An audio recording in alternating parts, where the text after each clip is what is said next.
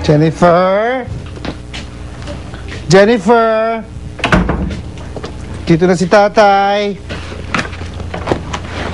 Naku, asan ka ba, bata ka? Jennifer? Uy, tulog ka agad ang anak ko? Ha? Oh? Aga naman natulog. Bakit, baby? Baby, andito na si tatay.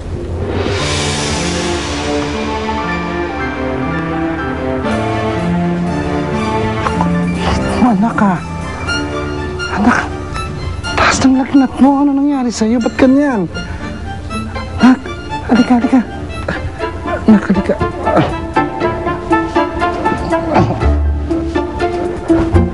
Chang! Chang! Chemon! Chang! Asan kayo?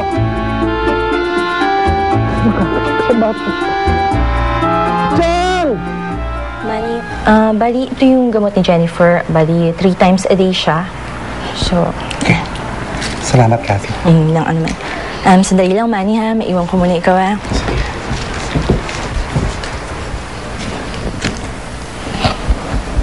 O ngayon, Jennifer, magtapat ka sa akin. Bakit ka napilayan? Tsaka bakit meron kang pasa dito sa braso? Ayan, o. Nadapa po ako, Tay.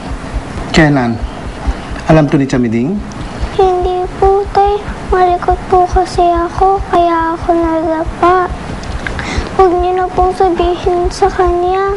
Papagalitan po ako nun eh. O, sige, sige. Hindi ko sasabihin. Pero, sa susunod na may mangyaring masama sa'yo, huwag mong ililihim, ha? Kailangan sasabihin mo sa akin. Huwag kang matatakot, ha? Ayoko na po kayong mag-alala, Tay. Ang dami-dami niya na pong iniisip eh. Naku naman po, baby ko. Halika nga dito. Kahit na, ha? Basta ang gusto ni tatay, basta tungkol sa'yo, gusto ko malaman lahat-lahat. Wala kang ililihim. Mabuti na lang sabi ng doktor, yung buto mo medyo hindi pa matigas. Malambot pa kaya hindi madaling mabali. Mabuti po, Tay. Hindi na bali. Oo nga. Basta mag-iingat ka, baby, ha? Mahal na mahal pa naman kita. Ay, sorry. Ikaw na lang yung makap sa akin. Yakap mo, tatay. Masarap. Sarap. Sarap. Kaya, pila tayo? Karagan mo po. Ako naman mapipilayan. Siyempre. Yakap. Kyla, ibaba mo na nga yung book mo. Kakain muna tayo. Nagbabasa ka na pala ng ganyan, ha, Kyla? Opo, kasi gusto ko po mag-save eh. Tsaka sabi rin po dito, I should start early para at the age of 18, millionaire na po ako. Very good. Magandang goal yan. Siyempre naman po, idol ko kayo eh. Yes, ma'am. Yes, wala. Nasaan na pala yung kaibigan mong mistisa? Yung bang binati mo yung opening ng Hispanic car sa Makati? Si Georgina? That's the one. Can you tell me something about her? Well, Lola, nagkakilala kami sa isang event. Graduate siya sa Amerika. And mayaman ang pamilyang kinalakihan niya. She's nice and pretty. That's good enough. Gusto ko, imbitahin mo siya dito. Magpapadinner ako.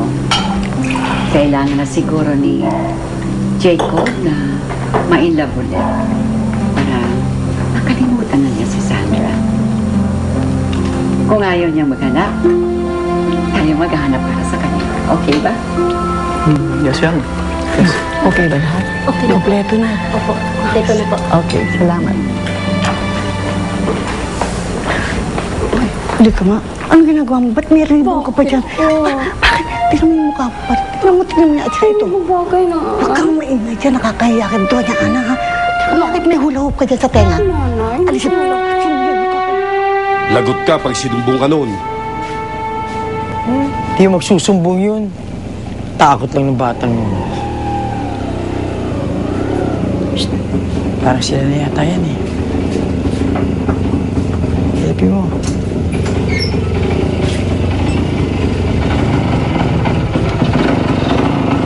Ha? Teka. Salamat po. Oh, anong nangyari kay Jennifer? Akin na. May pilay daw eh. Akin na nakakarga. Natakot naman si Jennifer sabihin sa inyo. Pero okay naman, bumaba na yung lagnat. Kasi siguro nasa kapitbahay kayo nagtutungits ako. Nang iniwan ko to ay naglalaro. Kaya siguro nagkaga napilayan. Ikaw naman kasi anak. Ang likot-likot mo. O kaya sa susunod, ha? Mag-iingat ka. Para hindi naabala ang tatay mo, ha? Ay, pasok mo sa kwarto niyo to, ha? Sige. Para mapagpahinga itong bata. Ayaw pa rin talagang sumuko ng matandang yan kay Jacob.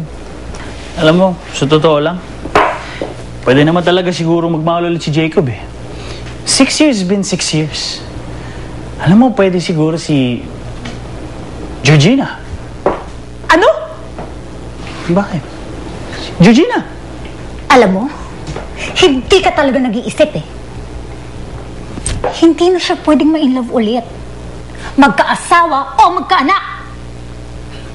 Hindi mo ba talaga napapansin kung anong ginagawa ko kay Kyla? Ha? Pinupwesto ko na nga siya kay Lola Ana eh. Huwag ka naman magalit. Alam ko naman yan eh. I know. Basta ito lang ang isasaksak mo dyan sa kukote mo, ha, Desmond? Si Sandra lang ang pwedeng mahalin ni Jacob. Wala nang iba.